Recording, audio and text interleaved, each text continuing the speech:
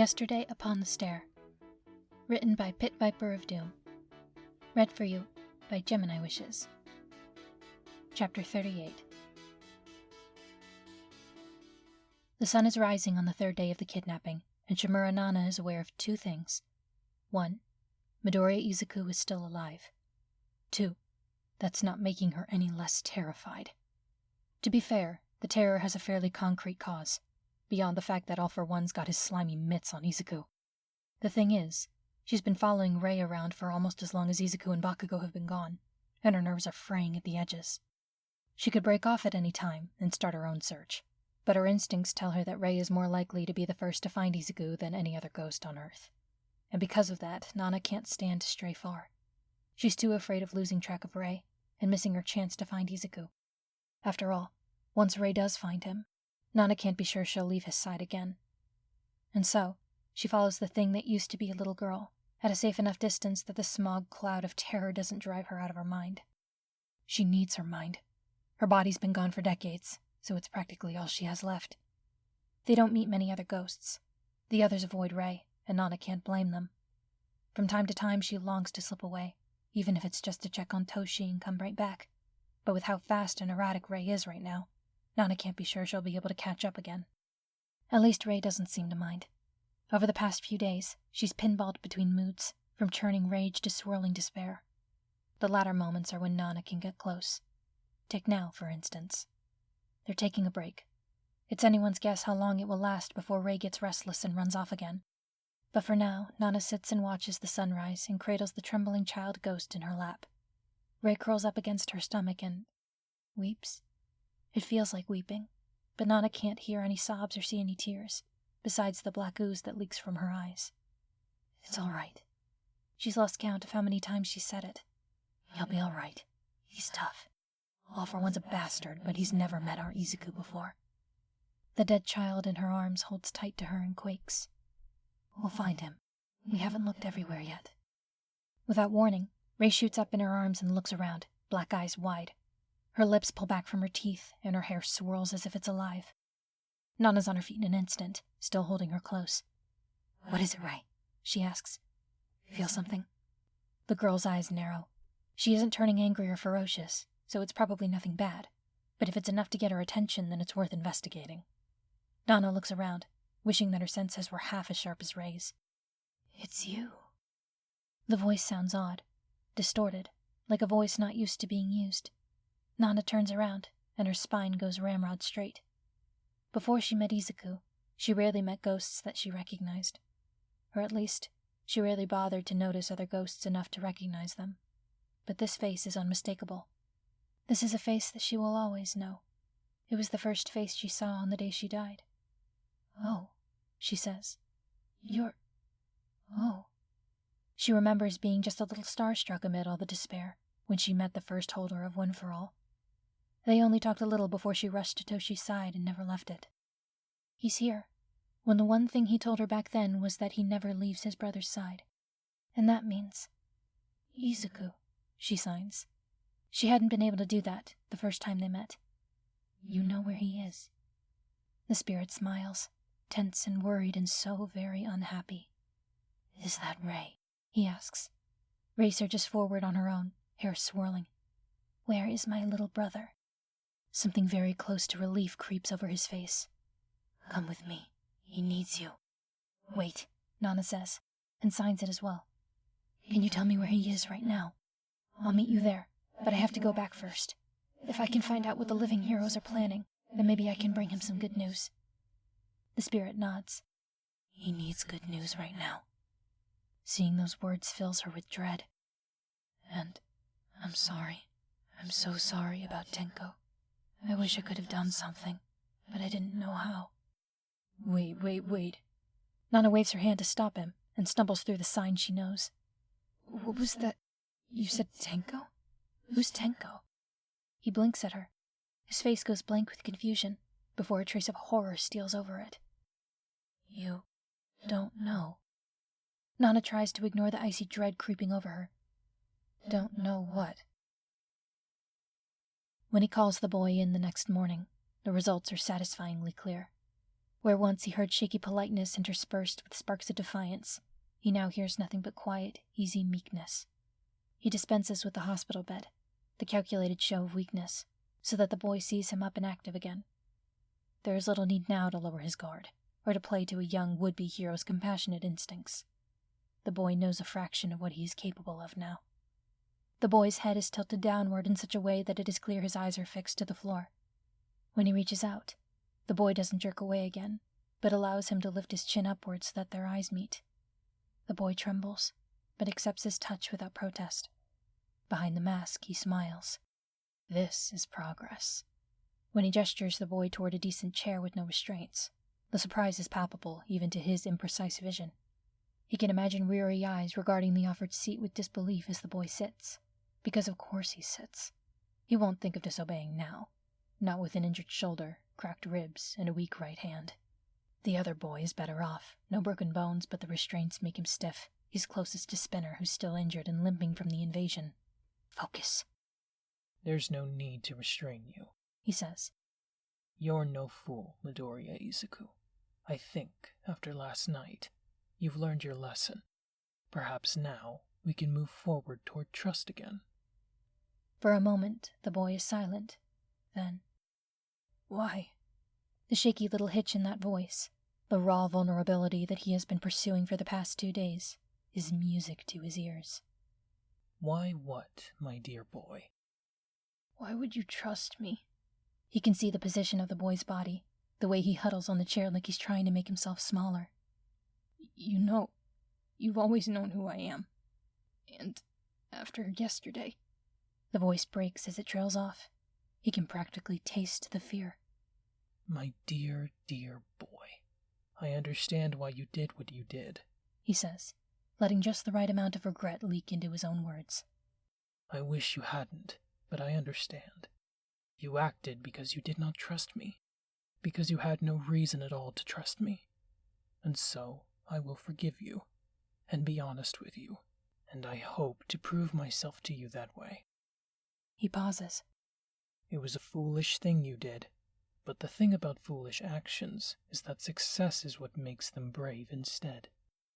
He hears the boy shift in his seat, though it's too small a movement for him to see. The boy cuts himself off, as if he's afraid of overstepping. Good. He nods his permission, and the boy hesitantly presses forward with his question. Is she okay? She is unconscious for now, he replies. An unfortunate side effect of my quirk, but a harmless one. She'll awaken on her own. That much is the truth. She's worth more alive, either for bargaining or research. He hasn't decided. I will have one of my associates return her safely to the authorities as soon as we are secure. She is no danger to us, since she was not lucid long enough to learn our location. When she awakens, she will be among friends. You're really... The boy's voice wobbles and breaks. I don't... The boy stops short, muffling himself with his arm.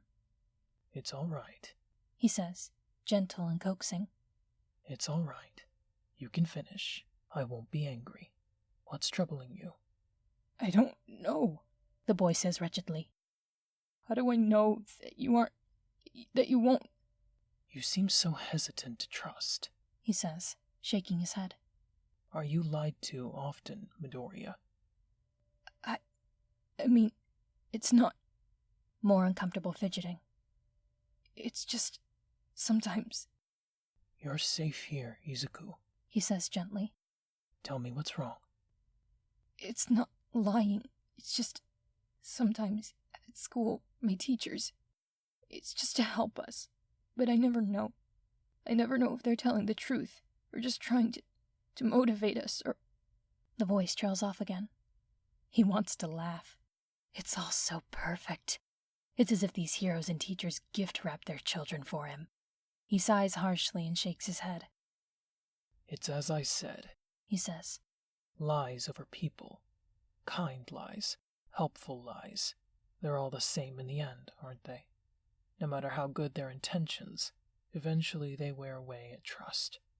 I want no part in it. Monsieur Toga will go free unharmed, and that is the truth. Harming her brings me no benefit, nor does lying to you about it.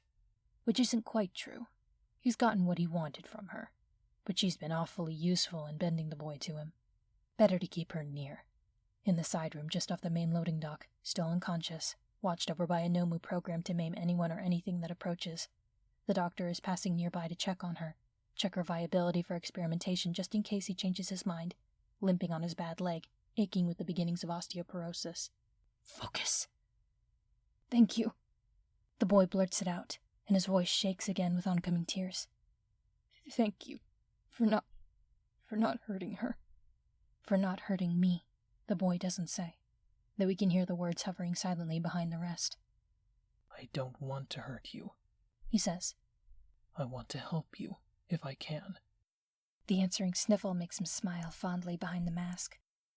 A little kindness goes a long way. Leave a man for dead, and he'll pick himself back up and fight another day. Lift a man from the dirt, salve his wounds and offer him gentle words, and he'll forget that you were the one who beat him down in the first place. The boy is quiet for a while, shifting and fidgeting. He can sense the boy building up his nerve to speak, and he waits patiently. Did you mean what you said? The boy asks softly.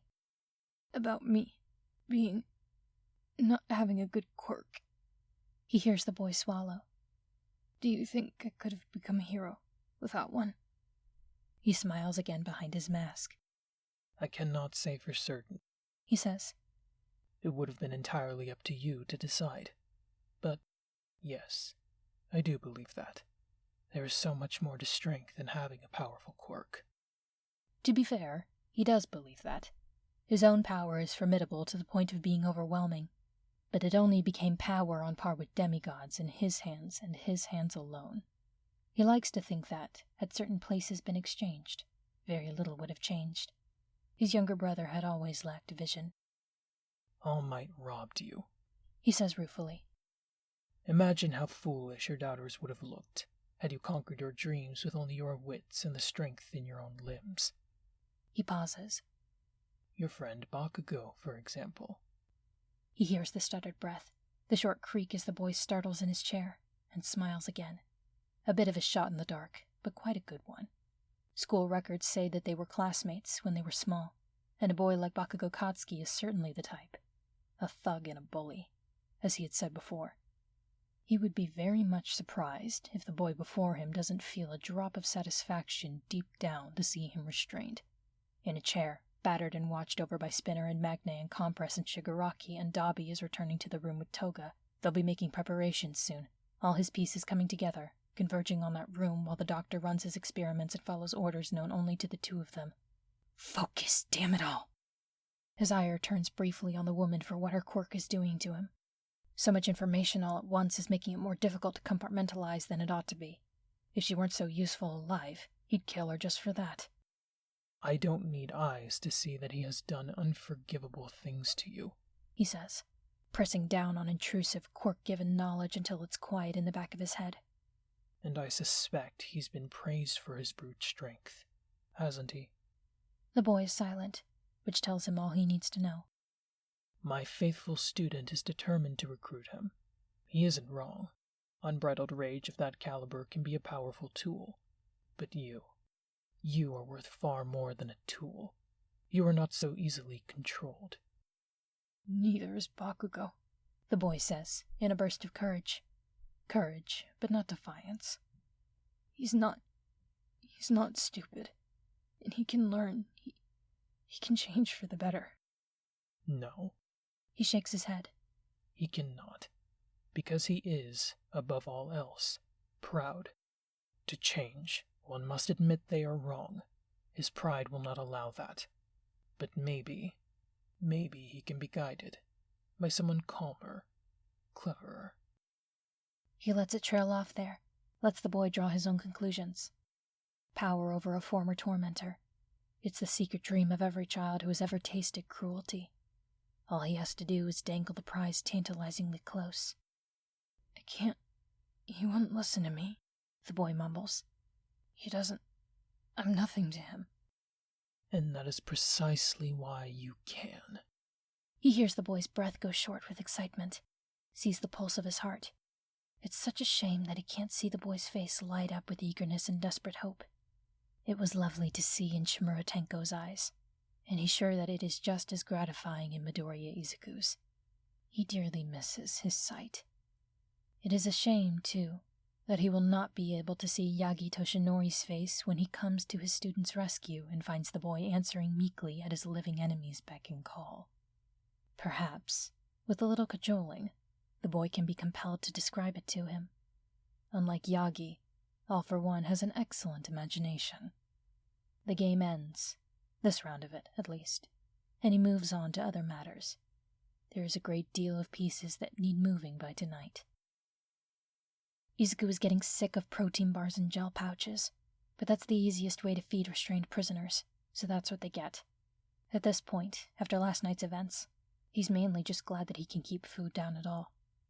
Bakugou has been quiet lately, and Izuku has yet to figure out whether that's a good thing or a bad thing. The villains cycle in and out so that there's at least 3 of them standing guard at a time. Compress is there most of the time, standing by the door. He doesn't come near Izuku, but he's still positioned in a place that makes escape impossible.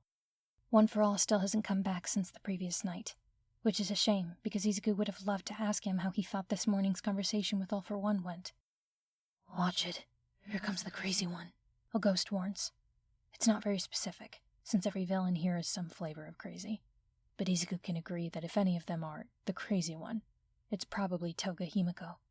The thought has barely crossed his mind when Toga comes up and sticks a needle in his arm. Izuku yelps and tries to pull away on instinct, but Toga holds his shoulders still with surprising strength. "Don't move. This'll be quick." Her fangs flash in a grin. "Don't worry, little Izu. I'm not ejecting anything. I'm doing the opposite. Just need a little blood, that's all." Izuku only struggles harder, trying to jerk away or pull his arm off the needle. He has no idea what anyone would want with his blood, but he doubts that it's anything pleasant. Toga slaps him across the face. He kicks out at her, and in the process of dodging, she yanks the needle out. Cold fury flashes in her eyes, blazing at him for a split second before her lips pucker into a pout. "Compress," she calls. "Compress, can you please put him in a marble again? He always goes all soft and droopy when you do it, and he makes those cute little noises, too." Izuku goes still. She blinks at him, and her face lights up with delight. "Never mind," she chirps, and sticks the needle back into his arm. Izuku flinches, but doesn't try to kick her again. "Don't be greedy," she scoffs. "You've got plenty of blood, and you'll just make more anyway." She pulls the needle and presses a plaster over the holes in his arm. "See? Wasn't so bad, was it?" Izuku presses his lips together to keep from saying something he'll regret. Toga notices, and grabs his face hard enough that her nails dig into his cheeks. Her free hand moves to his thigh, and she slides between his knees to sit on his lap. Forcing his head back to look at her, she purses her own lips like she's imitating the look on his face. "Why so grumpy?" she asks, in the same tone someone would use to talk to a toddler. "Smile! You even got what you wanted last night. See, I wanted to take her blood." Her eyes glint, bright with madness. "I wanted to take all her blood, but Tomura-sensei said I couldn't. Know what that means, little Izu?" She gives his face a squeeze. "That means he likes you even more than me. Most people wouldn't have stopped me from taking what I want." She leans closer, sliding up his lap until her hip is pressed against his stomach. "He let me take a little bit of it, though. Maybe I can go play with her friends for a little while. Doesn't one of them have a little boy? Muscular was talking about him." She leans in as if sharing a secret, her lips brushing at his ear. "Is he fun to play with? You'd know, right?" Izuku sits silently and focuses on breathing and wrestling his temper down into the dark. He is so tired of being touched. Something warm and wet trickles from his nose. She'd hit him hard enough to make it bleed again. He feels her tense up, sees her eyes widen at the sight of blood. Her thumb caresses his cheek. "You're really cute when you do that." She swipes her thumb over his lips and raises her hand to lick the blood off. "I gotta go now. I'll see you around." She leaves with a vial of his blood. Izuku presses his knees together and tries not to throw up. "She's a shapeshifter," one of her pale, bloody young ghosts whispers. His name's Arai, Izuku knows. "When she drinks that, she'll be able to become you." Izuku's knuckles turn white from gripping the chair arms. That's what she did to me, Arai goes on, once he can see that Izuku's listening. She slipped into my family. I tried to warn them, but I didn't know how. She didn't stop pretending until she attacked my girlfriend and stabbed my sisters while they slept. I think they're alive. I haven't seen them. I'm too scared to go back and look. Izuku's heart is in his throat. He thinks of his mother. She'll be hard to fool, he hopes, since Toga can't know about the ghosts. He thinks of All Might and Aizawa-sensei, who don't know. Todoroki and Uraraka and Ida and all his friends. How good an actor is Toga Himiko? How eager to see him safe are they? How many warning signs can she make them overlook? Before he can work himself up into a proper panic, the lights flicker again. To everyone else in the room, it probably doesn't look like much. But to Izuku's eyes, it heralds an arrival. Small, thin arms wrap around his neck, and a tiny body crashes into him hard enough to rock him back a little in his seat. Dark hair billows around him, obscuring his vision. He knows this. He knows what Rei's hugs feel like. Izuku's eyes water. Help's on the way, Short Stack. A familiar voice calls out from beyond her. Nana's standing nearby, with One for All close behind. The heroes are mobilizing. They're springing you kids tonight. She grins, though it looks strained. I'll be going back and forth, checking in from time to time to bring you updates. But for now, I can tell you the gist of it. Rei pulls back. She's trembling a little, and she looks fuzzy around the edges like she always does when she's especially scared. And she does look scared, from her flickering form to the look on her face. This is a bad place, she says. It's a bad, bad place. You shouldn't be here. I know, and I won't be for long, he answers. I can get through this. I just need all the help I can get. One for All smiles. And you shall have it. There's been a development. Toshinori jerks his head up to face Tsukashi. He hasn't shown his face much today. He learned his lesson after the disaster at the USJ, and he's determined to hoard his scant hour of combat until tonight. Tsukashi is his main line of information in the meantime. What kind of development? He asks. Tsukashi sighs. They've moved. For the past few days, their location hasn't moved from this warehouse in Kamino Ward. Then, early this morning, it did. Where to? Still in Yokohama, but further to the west. Seedy neighborhood. The exact location, as best as we can pinpoint it, is the site of an old bar that's been out of business for years, at least officially. Nowadays, it's the site of the occasional drug or arms deal, but the heroes in that area have bigger fish to fry, and the city hasn't scraped together the funds to demolish it. Toshinori shudders to think that his students might have ended up in a place like that. Are we certain? The warehouse seems like the more likely headquarters. Is it possible that they found the tracker and sent it off to divert us? Absolutely, which is why there's been a change of plans. The operation's been split up. One squad hits the bar, the other hits the warehouse. If we get any confirmation on where the kids are, we'll still be hitting both locations, but the bulk of our forces will go to their rescue, yourself included. Toshinori nods tersely. His friend knows him well. It's not that he doesn't trust other heroes to do the job, but the sooner he sees his students alive and well, the better. And if they aren't, so much the better that he'd be there. Tsukashi's phone chimes, and he checks it. His eyes widen, and Toshinori leans forward for what he knows will be news. We just got confirmation, Tsukashi tells him. Security camera was destroyed, but it managed to catch this right before. He turns his phone screen so that Toshinori can see. It's a grainy photograph of an alley behind a dingy-looking bar. About 7 figures can be seen, 2 of them hooded and bound as they're dragged by the others. It takes 3 to restrain one of them. The picture shows them frozen in the midst of kicking savagely at their captors, thrashing so violently that the hood slips back and reveals messy dark green hair and a round, freckled jaw. Toshinori's mouth goes dry. It can't be anyone else. Guess you'll be taking the bar then, Tsukashi mutters. Try not to do something silly, like jump the gun and head over now. Everything hinges on our diversion. It's a good thing Toshinori knows this already, because at this point he's past listening. Slight change in plans, Momo says without preamble. I'm not sure how much this will change, but we're headed for a different location in Yokohama. She holds up the tracking receiver in her hand. Ochako squints at it, but she can't make heads or tails of the readout on the screen. According to this, they're now miles away from where they were originally, just outside of Kamino. Where? Ida asks, sounding like he dreads the answer. I looked up the neighborhood. Momo's nose wrinkles with distaste. It's not a nice neighborhood, that's for sure. Mostly poor-kept apartments, dingy strip malls, and rundown bars. This'll be trickier then, Ochako says. At least the warehouse was big, so we could count on having a good vantage point while staying out of the way. Wait, are we sure about this? Kirishima asks. I mean, the tracker's on the Nomu, not on Midoriya or Bakugou. Todoroki backs him up. And the League has resources, we know that much. They could have multiple bases at their disposal. Just because one of their number moved doesn't mean the rest of them did. It's still worth a look, at least, Yaoyorozu points out. If we want to be extra thorough, then we'll have to visit both. From there, they decide to adjust the plan. It's not all that surprising to Ochako that so much of the planning happens between Momo and Todoroki. Momo's as good as Deku is when it comes to strategy, and after she and Todoroki teamed up for the final exams, they're pretty comfortable with putting their heads together like that. The rest participate as well, to make suggestions and veto dangerous ideas, but the lion's share of brainstorming happens between the first two. On the one hand, Ochako trusts them both wholeheartedly. On the other, it doesn't leave the rest of them with a whole lot to do except think. Not about the task ahead of them, the one they're carrying out tonight, but about things that she doubts the others have considered. Has anyone visited their parents? Ida asks, while they're gathered in Todoroki's living room.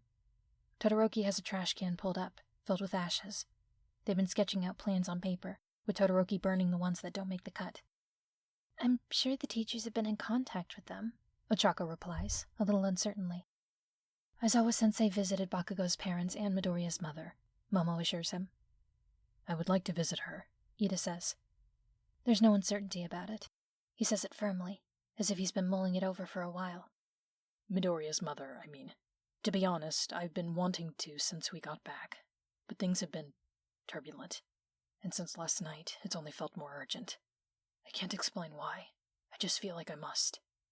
Can't or won't? Momo asks, and somehow manages to not sound accusing. Ida sighs harshly. Midoriya helped me. I can't go into detail, but I owe him a very great deal. And, while I still don't approve of this, I would be lying if I said I didn't regret being unable to help him that night. I can't imagine what his mother must be going through, but I feel as if I owe it to Midoriya to at least check on her. Instinctively, Ochako looks to Todoroki.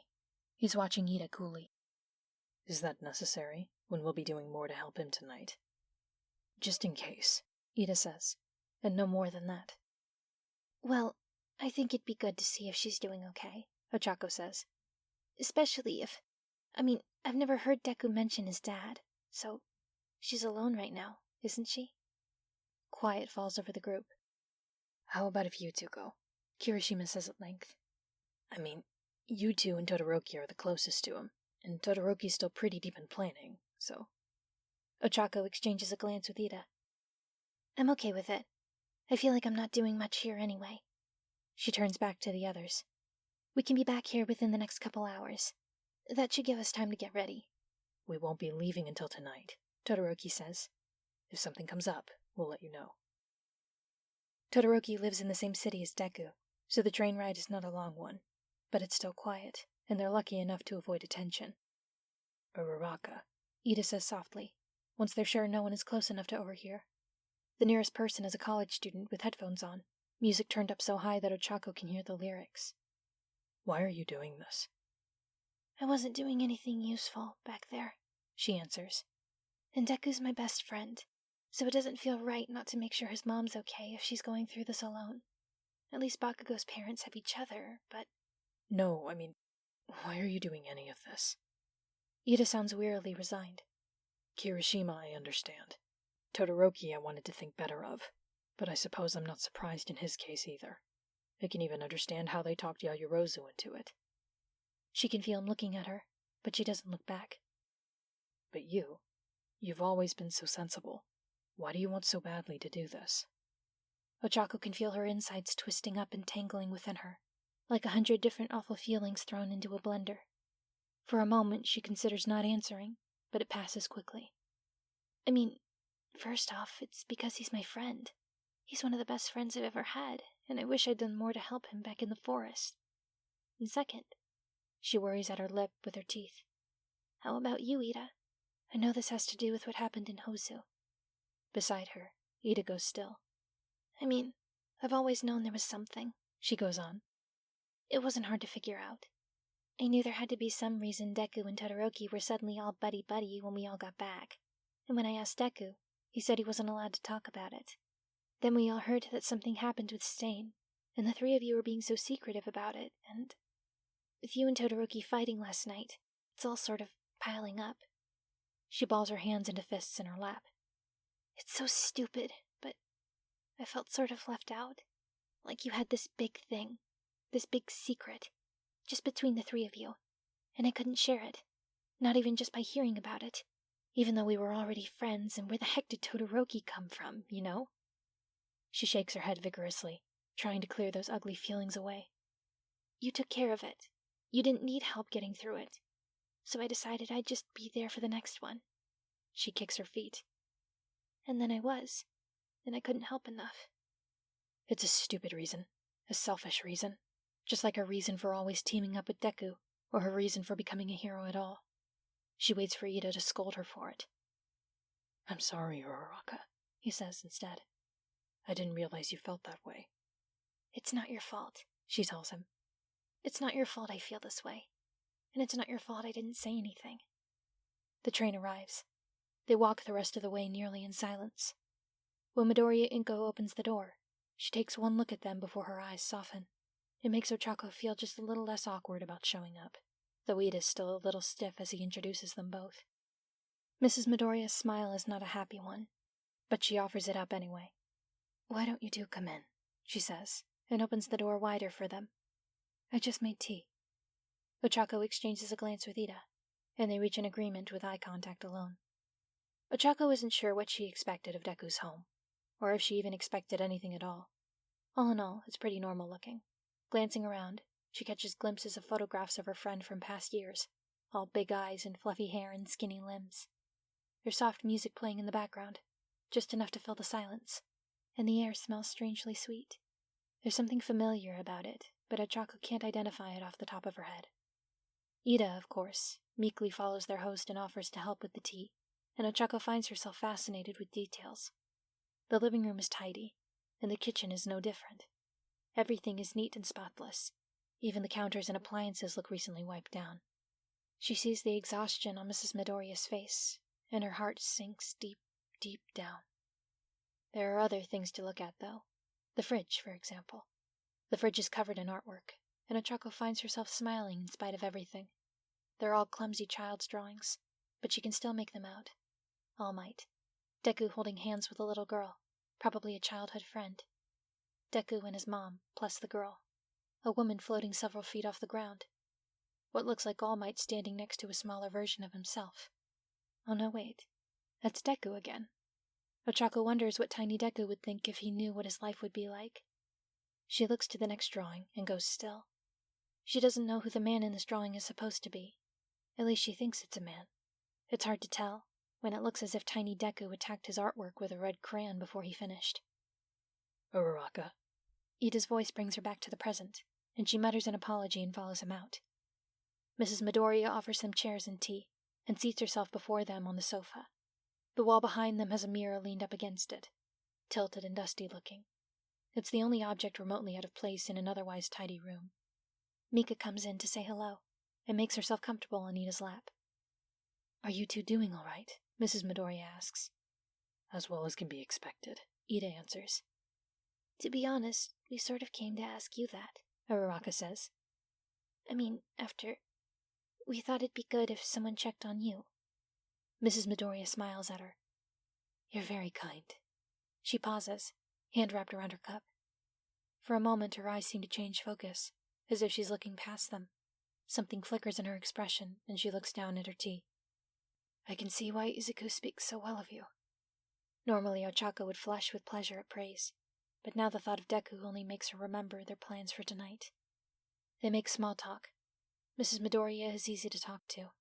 She sticks to easy topics, shallow conversation that doesn't dig too deep into the raw hurts left over from the attack. Her mood is tired, but still kindly, and slowly Ochako relaxes. I have hope, Mrs. Midoriya tells them. It's not so much faith in any specific hero, just plain hope. It's worth having, Ida replies. I probably shouldn't tell you this, but the heroes have a good lead, and with the symbol of peace, their chances of success are quite high. I know, Mrs. Midoriya says, sighing a little. Ochako struggles to think of something to fill the silence. Mrs. Midoriya is so worried and frightened, and there must be something she can say. Heroes are supposed to protect people's hearts, not just their lives. And what kind of hero would Ochako be if she couldn't comfort her own friend's mother? I know their chances are good, Mrs. Midoriya says, still looking down into her tea. You both know it, too. So is it really necessary for you to go after them? The warm, comforting atmosphere turns gray and cold. Ida splutters a little. I'm sorry. Mrs. Midoriya sighs. She puts down her teacup. I'm not surprised, she says. Izuku's just the same, after all. And I'm happy he's found people willing to put themselves at risk for his sake. But I know my son. I know that if anything happens to you, he'll only blame himself. She looks Ochako in the eye, and the disappointment and worry on her face has Ochako shrinking back, reminded sharply of her own parents. Mrs. Midoriya, I assure you. Ida recovers himself quicker than Ochako does. We're not taking any risks. Any unnecessary risks. We aren't going to... He's trying to lie, Ochako realizes distantly. He's trying to lie to her, and he's failing. How? Ochako's voice catches. Why do you think we're going to do something? For a moment, Mrs. Midoriya's eyes slide past her again. Ochako was about to follow her gaze when Mrs. Midoriya puts her cup down with a little more force than necessary, distracting her. I don't think, she says. I know. It's not too much of a stretch. He talks about you, you know. He loves you both dearly, and I wish I didn't. But I know that wherever he is now, one of the few comforts he has is that neither of you were there with him. She says the last part in a rush, ignoring even when her voice breaks. It takes only a moment for her to compose herself again. He'll come home safe. I believe that. I have to believe that. And the only thing keeping me from picking up a phone and letting your teacher handle this is that it would only distract them when they should be focusing on rescuing my son and Katsuki. So I am asking you now, please, for his sake, don't put yourselves in danger. Her hands tighten into fists. He's going to come home. Don't risk not being there when he does. Ochako's head is bowed, eyes burning with unshed tears and shame. She opens her mouth. To apologize, to reassure, she barely even knows. And the soft music in the background stops. It doesn't just fall silent or wind down. It cuts off in a burst of static, painfully loud in the quiet apartment, before the sound goes dead. Ochako jumps and puts her tea down to keep from spilling. I'm sorry, Mrs. Midoriya says. Something must be wrong with... The door to the kitchen bangs against the wall as if someone just threw it open. Ochako jumps again, glancing back to see, but there's no one there. In Ida's lap, Mika raises her head to stare at the opposite wall. Just a draft, Mrs. Midoriya tells her, but her voice is tense with worry. It happens sometimes in this building. Anyway, that's all I wanted to say, so... She's cut off yet again by a rattling in the window, as if the building is caught in an earthquake. Ochako looks around, confused by the noises, confused by the way the room feels colder, and her eyes fall upon the mirror against the wall. She stares. There are words traced in the thick coating of dust on the silvered glass. They hadn't been there when she first looked. They're going after your son tonight. The door slams against the wall again, and a picture frame wobbles and drops to the floor. Ida is on his feet, looking from the door to the window, though he hasn't seen the mirror like she has. Mrs. Midoriya, are you sure everything's all right? He looks tense and suspicious, and Ochako's a little more preoccupied with the writing on the mirror, but this is plenty alarming, too. It's fine, don't worry. Mrs. Midoriya stands as well, and she looks alarmed, too, but there's a sort of frantic guilt to it, like she expected this, or at the very least she isn't surprised. Ida must notice it, too, because he shakes his head. Drafts don't do this, especially not with all the doors and windows closed. If there's something... He stops talking then, cut off with a strangled gasp. Ochako turns to him, alarmed, and then it hits her a split second later. Fear. icy sharp and all-consuming fear. It's like there's a button buried deep in her brain and someone slammed their fist on it with all their might, pumping pure terror through her veins until she can't move, can't fight it, can't anything. And some part of her knows this must be the work of a quirk. It has to be. And it must mean Mrs. Midoriya is under attack or being threatened. Ray. Mrs. Midoriya's voice shakes. She practically chokes it out. Ray. Ochako feels cold. Before her, Deku's mother draws herself up to her tallest height, which isn't much, and cries out over the sound of the window rattling in the banging door. I know that's you, Ray! Her voice rings out, harsh and scolding. Stop that! Young lady, you stop that right this instant! The icy hold on Ochako's chest loosens. You should be ashamed of yourself! Mrs. Midoriya's voice isn't shaking now, even though the rest of her is. What would Izuku say if he saw you behaving like this? Leave them alone! All at once, the fear leaves her. Dimly, Ochako can hear Ida breathing harshly, Mika hissing at his feet. Her heart pounds wildly, hard enough to feel it in her ears. And then Mrs. Midoriya is there, coaxing them to sit down again, running for more tea and pushing a freshly refilled cup into Ochako's hands, helping her hold it so the hot liquid won't slop over the sides. Drink, drink, she urges, letting go only when Ochako's hands aren't trembling anymore. She fusses over Ida as well. Slow sips now. I'm sorry. I'm so sorry. You didn't. I'm sure she didn't mean it. It's all right. I promise it's all right. She's just scared. She's just... What was that? Ida rasps. Mrs. Midoriya. With a mental heave, Ochako shakes off the leftover fear. Mrs. Midoriya stands over them, wide-eyed and worried, and Ochako can only stare back in helpless confusion. She sips at her tea, and it only helps a little. What just happened? Who's Ray?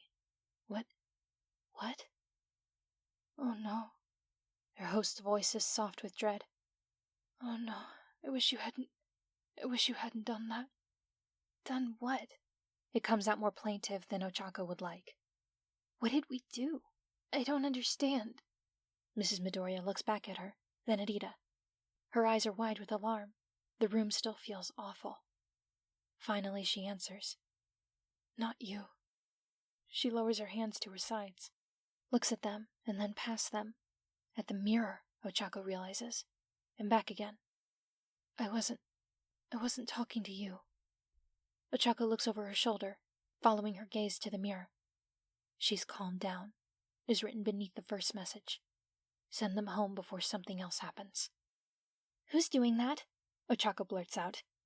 Who's writing that? Ida's looking too now. For a few seconds, Mrs. Midoriya stands motionless before them and doesn't answer.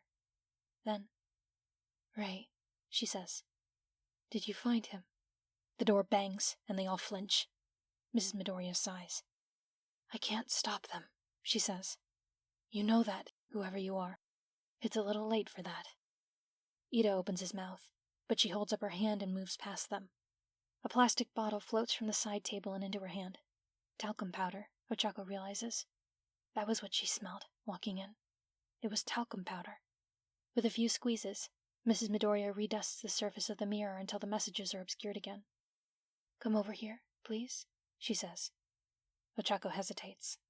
She exchanges a look with Ida, and feels a little better that he's just as out of his depth as she is. When they finally get up to approach, Mrs. Midoriya turns to them. She looks not angry, upset, tense, but not angry with them. I should stop you, she says. She isn't shouting or scolding, but her soft voice still twists Ochako up with guilt. I want to stop you, but stopping you means telling the heroes, and I can't risk that. Not when they're going to rescue them tonight. They can't afford the distraction. That is the only reason. Do you understand? How do you know that? Ochako asks. The heroes wouldn't have told her, would they? They're keeping things secret. Yajirosa only heard because she helped. And if I can't stop you, then the best I can do is make sure you don't go in blind. Her fingers grip the edge of the mirror. Oh, I shouldn't do this. I shouldn't do this. Do what? Ida asks. Betray my son like this. She seems to steel herself. Ray, what did you find? Who's... Ida starts, but the mirror rattles, and a finger starts writing again. Camino. They took him. He's in Camino. Don't follow the fake. He's in Camino. Ochako nearly stops breathing. The words continue forming, only now they aren't just traced in powder but scratched into the finish. They took him. They hurt him. Bring him back. Give him back. He's mine, not theirs. Mine, mine. Bring him back. He's still alive. Mrs. Midoriya's voice trembles again. You saw him? Little brother is alive. He's strong. He's clever. He says don't worry. He's not alone. They're running out of room, so she dusts the mirror again. And he's in Camino? Ochako blurts out, though she has no idea who or what she's talking to. In the warehouse? I don't like it. Get him out. He's not alone, Ida says hesitantly. What does that mean? The villains, or? Murderers give him lots of friends. They help him. We all help him. Underneath the words, a smiley face is slowly scratched into the glass. Tell him I'm waiting, Mrs. Midoriya whispers. Tell him I know he'll come home no matter what. He will. Little brother says I love you and I miss you and I'm sorry. Something knocks on the mirror. Mrs. Midoriya dusts it again. More words appear, neater and less haphazard than before. Don't worry about the little bean. He's a smart kid and he's got help. More words come, multiple hands writing all at once. He'll come home alive. He's a good boy. You kids watch yourselves. He'll be mad at you if you die, and you don't want that. I'll help him. They won't hurt him anymore, I promise. Be careful. Both of you, please be careful. Take care of the others. She powders the mirror one last time, and half a dozen hearts take form in the glass. Ida is staring not at the mirror, but at her. Ochako follows suit, gaping openly at Deku's mother as she watches invisible people draw hearts into the powder. Is this your quirk? Ida asks softly. Talking to... Mrs. Midoriya looks at him in surprise. Then her watery eyes soften a little, with something like relief. Yes, she says. It is. No, it isn't, Ochako blurts out. The others look at her. The drawings, she says. On the fridge. Deku made those, didn't he? He drew... Mrs. Midoriya doesn't answer with a yes or a no. Ask him, when you get the chance, and maybe he'll tell you, she says. Not if, but when. Make sure you're all alive to have that chance, she doesn't say. But she doesn't need to. They walk out of the apartment as if stepping back into the real world from a dream, or a nightmare. Uraraka, Ida says faintly. What just happened? I think we just talked to some ghosts, Uraraka answers. Ghosts aren't real, Ida tells her. She isn't sure either of them believe that anymore. We have to go to Camino, she says. The first location. I mean, whatever it was that just happened, that's important. It's the biggest hint we have. Whoever was talking, they knew about the fake-out. What are we supposed to tell the others? Ida asks her, a little helplessly. That invisible ghosts told us? We can tell them to check Camino first, she says. And then, when we get there, we make sure we don't leave. Ida sighs harshly. None of this makes sense. Nothing's made sense since they took Deku and Bakugou, she says sadly. But the words "he's at Camino" do, you know? I think it's the closest we're gonna get to a sure thing. This is a terrible idea, Ida tells her. Of course it is, she says. But if there's one thing Deku's taught me, it's that just because an idea is terrible doesn't mean it won't work. By late evening, all 5 of them are on the move. It's 9:45 on the evening of the 3rd day, and Shota is angry. He has been angry since the moment the League of Villains showed their faces in that forest. With himself, with the League itself, with every single bump and hurdle that had gotten between him and ensuring the safety of his students. His blood boils with concentrated rage, like caustic acid running through his veins. He's half convinced that if someone cut him, he would bleed poison. That anger is, ironically, the only reason why he's here, standing in front of the hated press, paying lip service to newshounds who will never understand what he feels. Harsh criticism and loaded questions lash at them from the reporters, and Shota tucks his tongue behind his teeth and lets Nezu do the smooth talking. The principal was a natural pick for this job, smoothing ruffled feathers, planting half-truths into his answers to make it sound as if the investigation is floundering. The villains will be monitoring the media, if they're smart, and that should keep them from realizing that the heroes are onto them, and that they make their move tonight. It should be a small price to pay for this diversion. Judgmental eyes and flashing cameras and his own boiling temper. They aren't angry with the school, not really. They just want a good story. At the end of the day, the media, like most heroes, depend on a devoted audience. And it just so happens that angry viewers make for attentive viewers. "You speak of the students' safety," one of the reporters calls out. "But Mr. Eraserhead, you were alleged to have urged your students to fight those villains, correct? Can you explain your intentions? How is encouraging further violence conducive to their safety?" This is what he was dreading, having to actually talk. Bowing and apologizing is simple and easily scripted. This takes effort and self-control.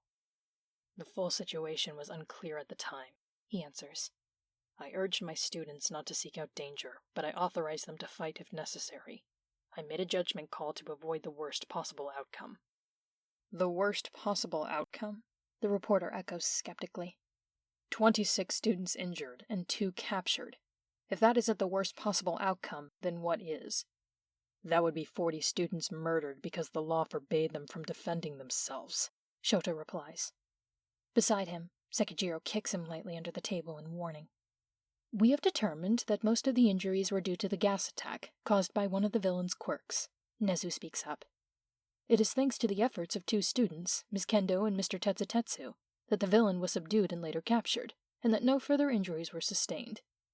"Of course, the safety of the students themselves is not the only concern," the reporter presses, "but also the fact that they may lack the training and restraint expected of licensed heroes.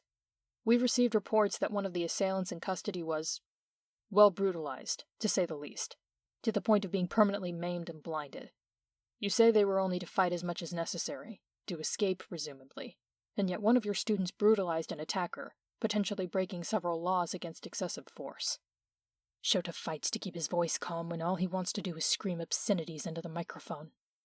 "The villain in question was also the man responsible for killing the Water Horse duo 2 years ago," he says. "Their young son is currently in the care of the hero Mandalay, and was present during the attack. According to his testimony, the villain known as Muscular targeted him, and the student intervened to prevent the murder of a child." He pauses. "Is there a question?" "More of a concern," the reporter says, looking pointedly at Shota. "The student responsible is alleged to be Midoriya Izuku, one of the missing students, and the other is Bakugou Katsuki, who displayed wild, violent behavior throughout the sports festival, up to and including the awards ceremony. Both of these students have displayed violent behavior, and Bakugou Katsuki especially exhibits signs of mental instability. What if these abductions were intended to exploit this? What if these villains see these students as a recruitment opportunity?" The reporter's eyes narrow.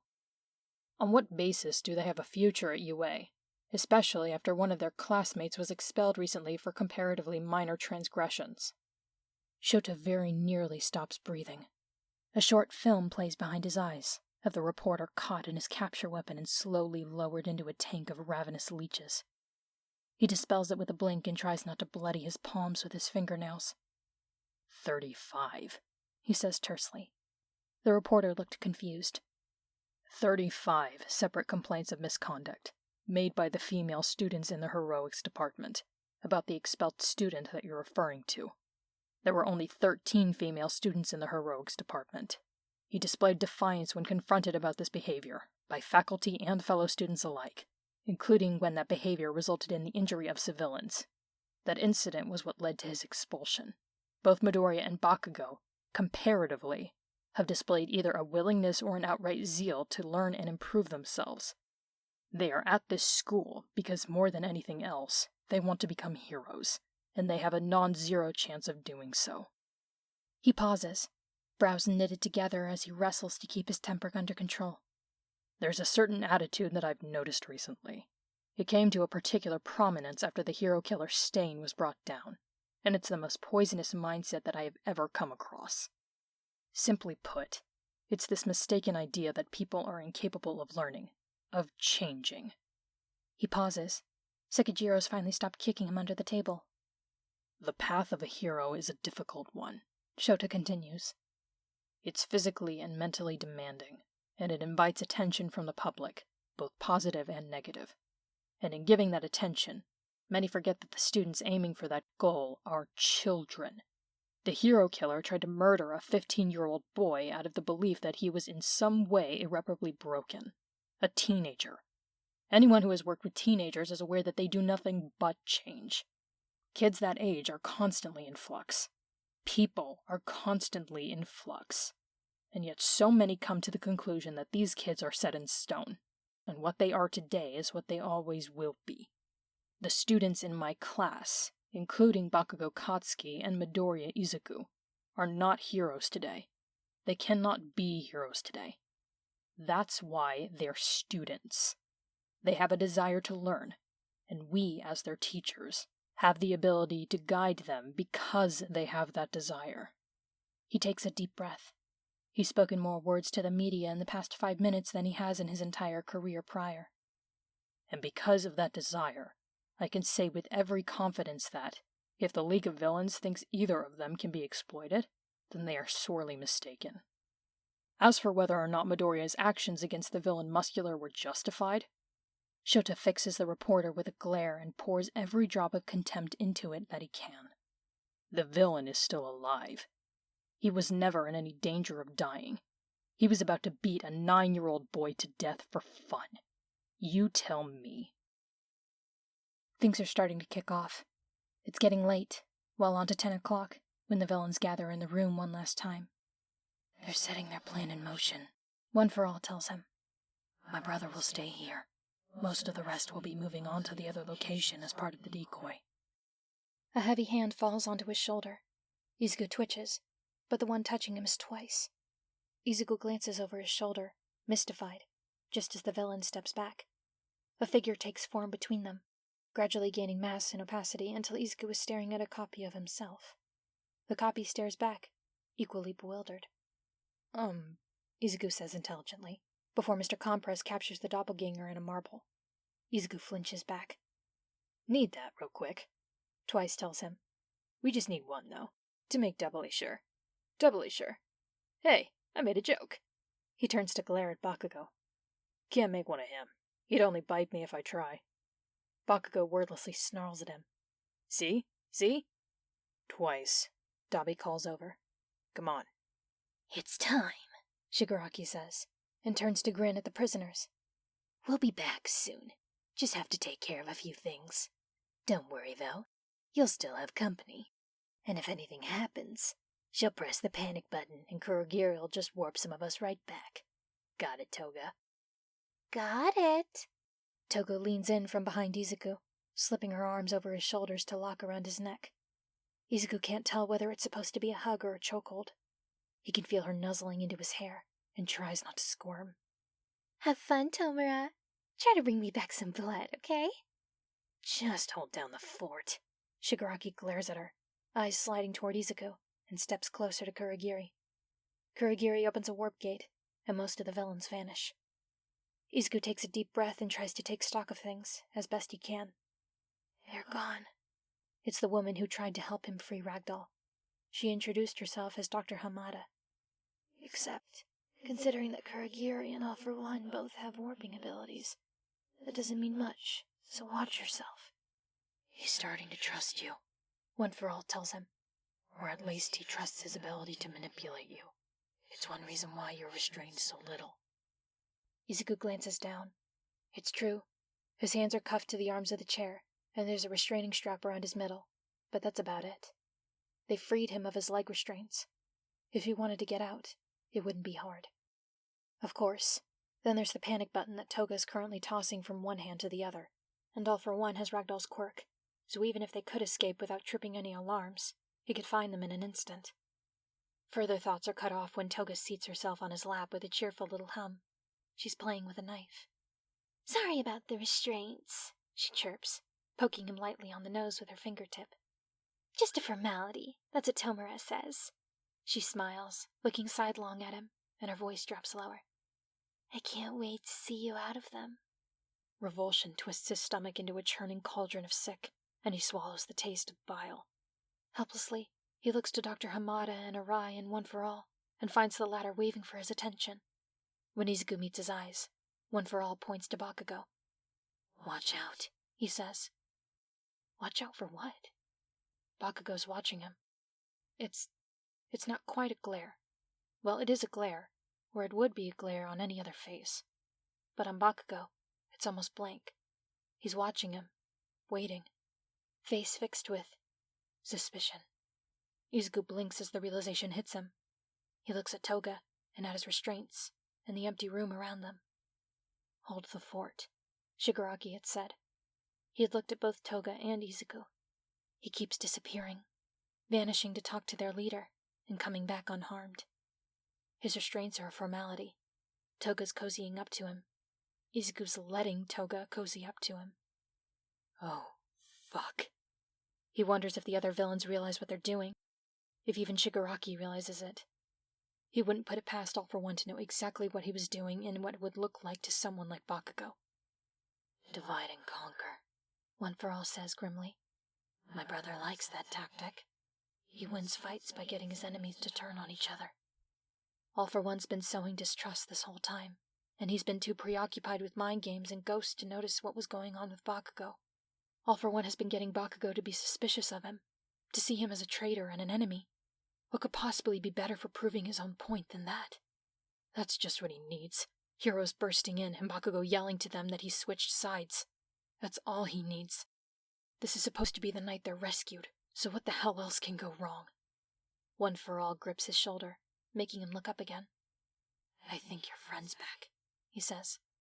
Rei appears in a whirl of dark hair, and it's the closest that Izuku has come to feeling hope in the last hour. She still looks frightened and uncomfortable here, even as she rushes to his side. Help is coming, she tells him. Heroes are here. They're close. So very, very close. All he has to do is wait for help.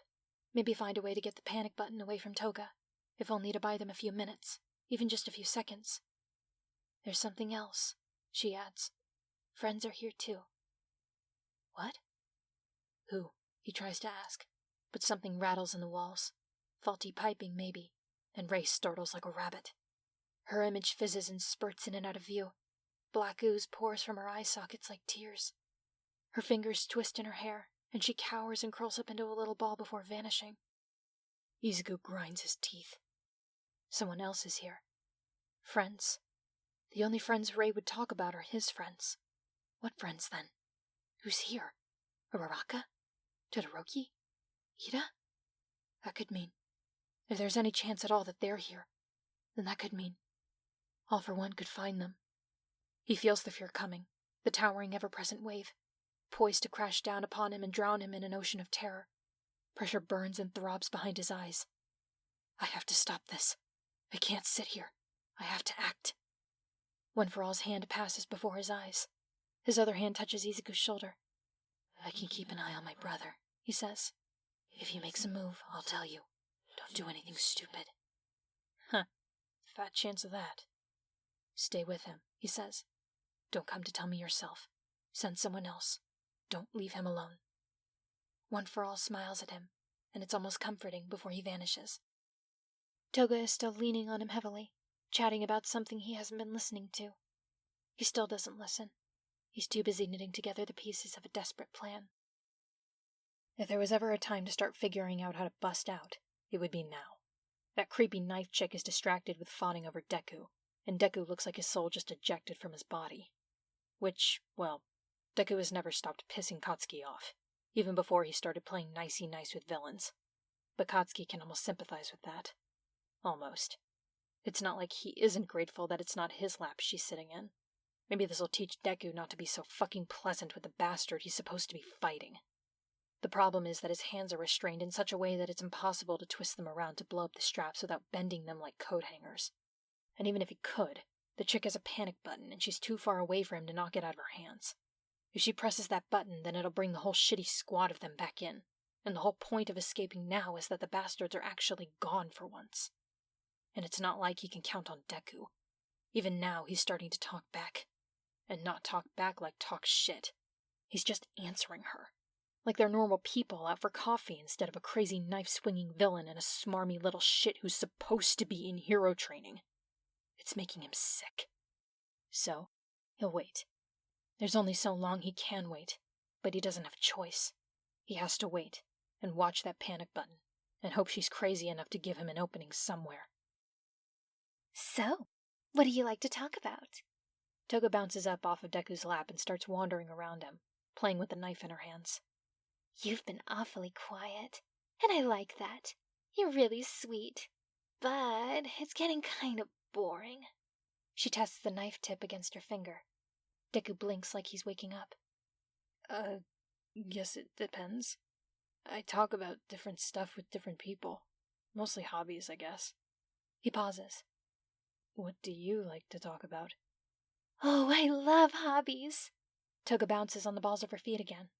And I like talking about stuff I've done, and people I've met, and people I've been. But I never get to talk about that. Even here it's kind of awkward, because Dobby's a grump and twice as nice, but he's so weird. And Spinner likes talking about Stain, but he doesn't talk about Stain the way I like to talk about Stain. Must be lonely, Deku says. Have you been making friends, at least? Her face lights up, and she plants her hands on the arms of his chair. Sure have. Tomura's my friend, and Twice is my friend, and so are Magne and Spinner and Mr. Compress. Kurigiri is kinda too old, though, and Mustard was so cute, and he was even my age, so I was hoping he'd be my friend, but he's gone now. She pouts. Oh well. These things happen, Deku says. Katsuki wishes, not for the first time, that he could use his quirk through his eyes. He's watching Deku's face, hating that look of stupid sympathy on it, as if what this crazy bitch is spewing is actually worth listening to. Say, Toga. As Katsuki watches, something strange flickers across Deku's face. Are we friends yet? He pauses, while the girl's eyes widen. Can I call you Himiko? Is that okay? The second he says that, she looks like a little kid in a candy store, eyes wide and shiny like she can hardly believe it. Either that, or she looks like she's about to swoon. It's fucking sickening. She takes hold of his chin, rubs her thumb against his mouth. He's still got blood on his face from when she smacked him before. You're gonna go out with me, she says. You're going to be mine. Deku shrinks back and looks away. I'm not sure you'd want that. Not if you knew. Knew what? She asks eagerly. Deku looks up at her shyly and... Something's wrong. Katsuki isn't sure why the thought springs to his mind, but it does. There's something very, very wrong with how his shyness looks. Katsuki knows Deku. He's known the little shit since they were tiny. Deku's always been shy, and Katsuki knows that that's not what it's supposed to look like. I can't tell you, Deku says. It's a secret. I love secrets, Toga blurts out, rocking back on her heels in excitement. Don't worry, I won't tell anyone, I promise. Oh, I know you won't, Deku answers, eyes wide. I trust you, Himiko-chan. She squeaks at this. It's just... Deku glances toward Katsuki. He can't keep a secret. He's awful at it. Toga looks over at him, and Bakugou glares daggers in Deku's direction. Yeah, you're right, Toga says, nodding. He's got a pretty big mouth. Fuck you, Katsuki blurts out, and Toga giggles. Yeah, he does, Deku agrees. So I don't want him to hear it. You could whisper it, Toga offers. Real soft in my ear, so he can't hear it. I want to hear it. You've got to tell me, Izu. Well, Deku hesitates for a few seconds. Okay, but you've got to lean in close, because I'm only going to say it once, and I'm going to whisper it quieter than I've ever whispered anything. Toga nods vigorously. Okay, got it, she says, and leans in close. Deku moves. It's almost too fast for Katsuki to catch. Deku strikes like a snake, and when he slams back into his chair, his head is tilted sideways, and his teeth are clamped down on the bridge of Toga's nose. Katsuki sees her try to pull back. She can't. A strangled cry gurgles out of Toga's mouth. Her hand flashes out, clutching her knife, and Deku catches her wrist. Toga thrashes, trying to pull her face free, but Deku doesn't let go. If anything, he only bites down harder. Toga tries to wail, but it's hard to make noise effectively with Deku's teeth clamped around her nose. He grips her wrist, twists and twists until he wrests the knife away. His hand flashes out, and the knife clatters to the ground at Katsuki's feet. Deku stares at him from the other side of Toga's struggling form, wide-eyed with a silent plea for help. "Fuck!" Katsuki hisses, and tips his chair to the ground. He lands hard on his side, nearly knocking the wind out of himself. But from there he can shove himself around, chair and all, until he can grab the knife handle in his own teeth. Angling it down, he attacks the straps with the blade. Credit where credit is due. Toga Himiko takes good care of her knives. The strap parts, fiber by fiber, until he's stabbed through enough of it to snap the rest. He turns his sweaty palms toward the chair itself, reducing it to scraps so that the rest of the straps fall away. It's not until he's free that Deku finally lets go. Toga reels back, face bloody and contorted with rage. She whirls around at Katsuki as he charges, yanking a second knife from her pocket. At the last moment she lashes out, scoring the blade across his collarbone. His palm detonates close enough to her face to bloody it further, and send her flying back into the wall. She hits it like a broken doll and slides down to the floor, unconscious. For a moment, all Katsuki can hear is Deku's harsh, heaving breaths. He slumps back in the chair, breathing heavily with bloodstains around his mouth and tears gathering in his eyes. The cut across Katsuki's collarbone is a flesh wound. It stings, but it isn't dangerous. The button. Katsuki remembers with a jolt. Deku sits forward again and holds up the device. Got it. Picked it off her while she was talking. Katsuki freezes. The panic button is in Deku's hand. He hasn't pressed it. At least, not as far as Katsuki can tell. But that could change. It all depends on... How do I know? Bakugou, I know what it looks like, but there isn't time for this. He doesn't sound surprised or confused, or even guilty. Mostly he just sounds tired.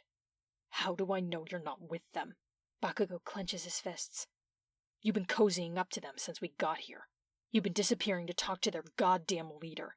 You're getting special treatment. They trust you enough to leave us with just one guard. You kept vanishing back at the camp. How the hell do I know they haven't talked you around? He pauses. I know how much you hate me. Deku's eyes flash with anger. With the blood around his mouth, it's not a pretty sight. I don't hate you. And even if I did, I wouldn't let someone like you make me turn traitor. You couldn't stop me from being a hero when we were 5 years old. Kachan, what makes you think you're any better at it now? Give me one good reason why I should trust you. Oh, now I'm the one who has to prove myself to you? Deku snaps. I'm not the one who's been toadying up to these bastards from the start, so why should I believe? Because I hate them. The words cut through Katsuki's, as caustic as acid. Deku stares him down from the chair, and he's angry, angrier than Katsuki has ever seen him before. They hurt me. They hurt Ragdoll. They took her quirk, and I couldn't stop them. The anger quickly turns to tears. I hate them, and that made it easy to lie. Because if I lied, then they'd trust me, and if they trusted me, then I could hurt them too. And it's not the only reason, and I hate that it's a reason, and I wish it wasn't, but it's there, and maybe it's the only reason you'll understand. His teary eyes blaze with fury. Now help me. For a moment, all Katsuki can say to that is, fine. He steps closer, knife in hand. How the fuck did you get your hand free? Broke it a little. Deku holds up his hand, showing his swelling wrist. Slipped it out when I bit her so I could stop her from stabbing me. It hurts, but I'll live. Fuck, Katsuki mutters. All right, shove over so I can get your other one. Deku elbows him in the chest. Don't.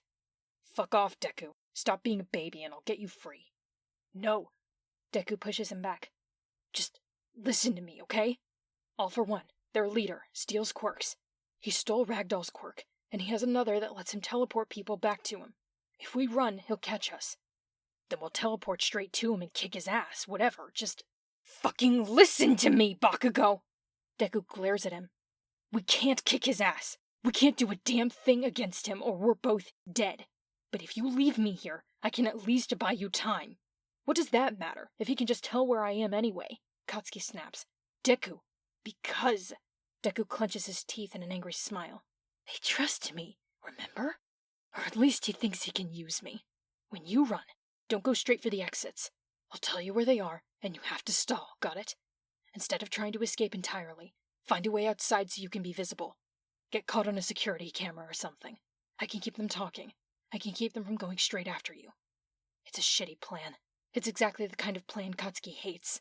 The kind that means running away instead of winning. It's the only kind of plan that has any hope of doing something useful. Fuck. Fuck, fine. God damn it.